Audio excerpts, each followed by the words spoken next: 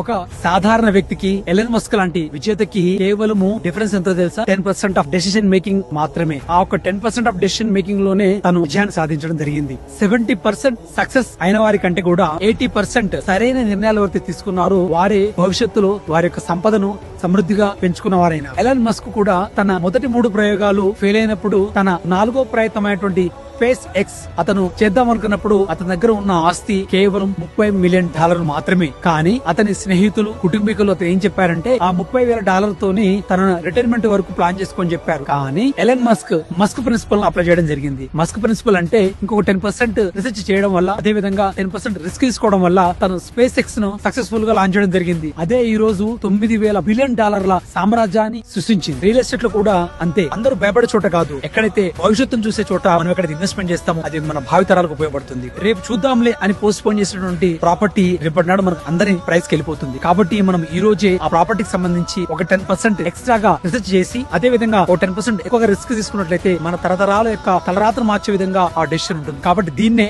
Musk moment అంటారు. మరి మీ Musk moment ఎప్పుడు? కాబట్టి మీరు కూడా ఒక మంచి ప్రాపర్టీని సెర్చ్ చేయండి, 10% ఎక్స్ట్రాగా రీసెర్చ్ చేయండి, ఒక 10% ఎక్కువ రిస్క్ తీసుకోండి, మీ యొక్క భవిష్యత్తు తరాలకు ఒక బంగారు బాటనివ్వండి. I wish you all the best.